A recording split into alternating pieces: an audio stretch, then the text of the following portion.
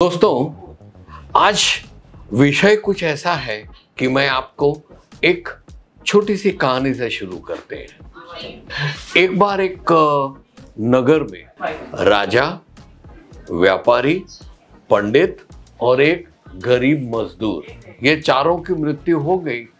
एक ही वक्त पे हुई। चारों पहुंचे अंदर इंद्रलोक में। वहां गए, स्वर्ग के सामने खड़े रह गए।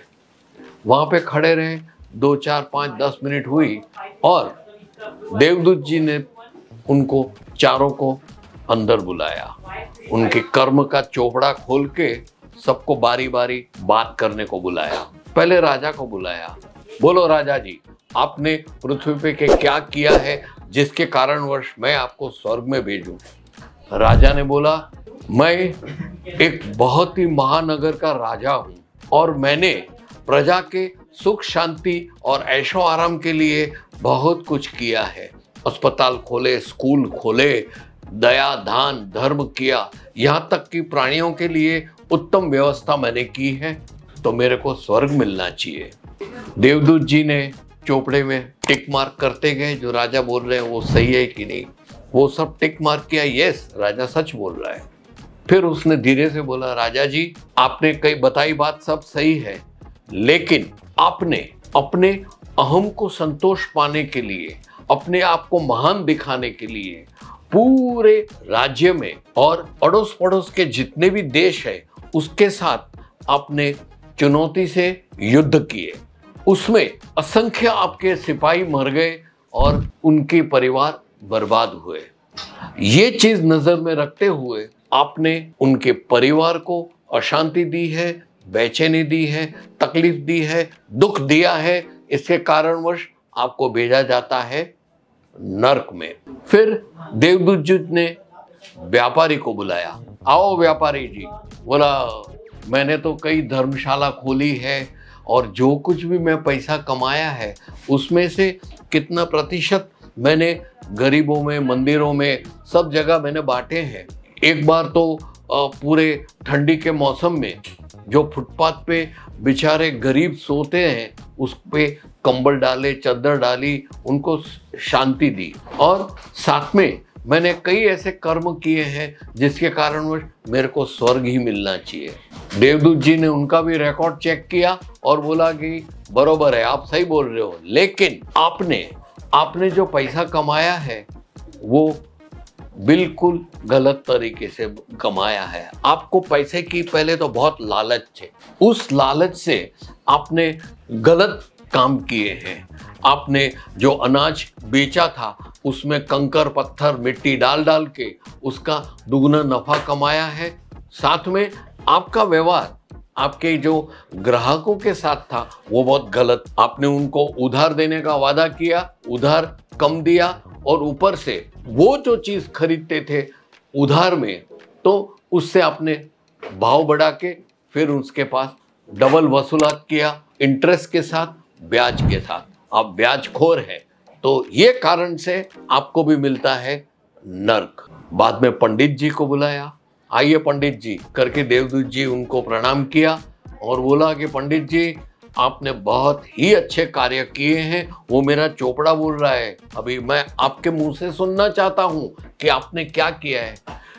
देवदूत जी, मैं स्वर्ग के लायक हूं क्योंकि मैंने धर्म की उन्नति के लिए नीचे बहुत कार्य किए हैं, भजन, पूजन, अर्चन, और साथ में मैंने कई कथाएं की है।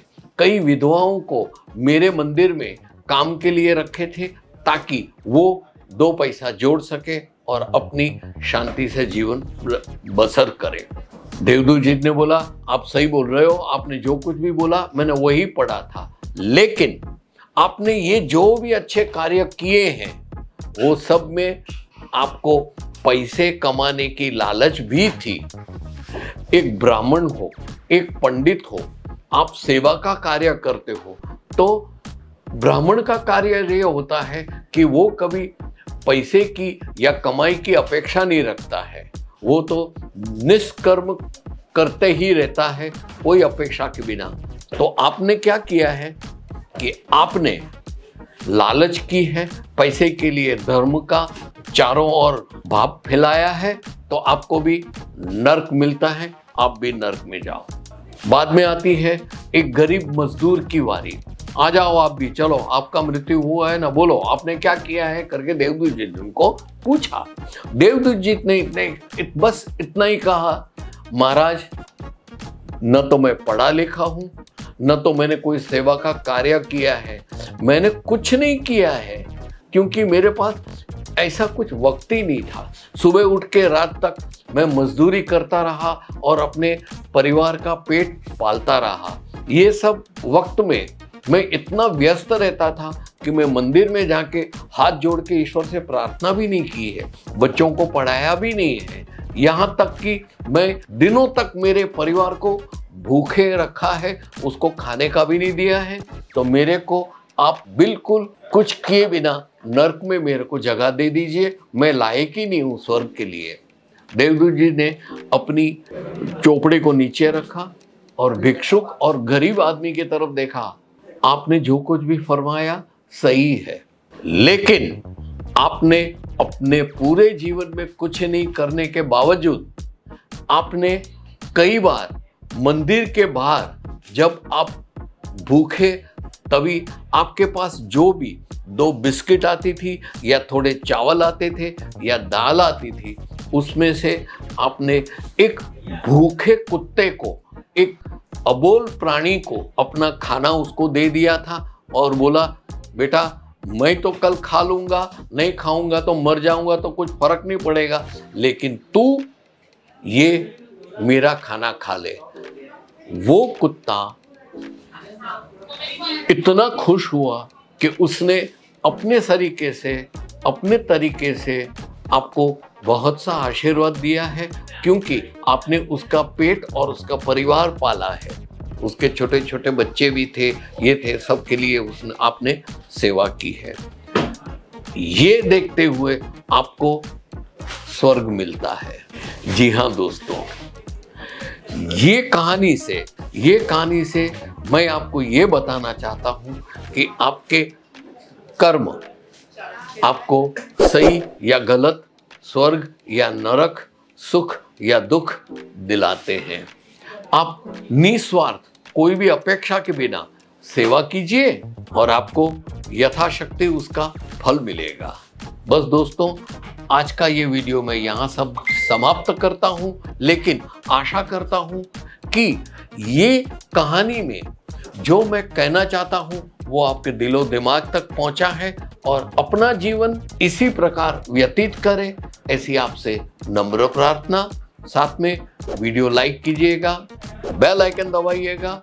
तब तक के लिए मैं विदाई लेता हूँ। नमस्कार।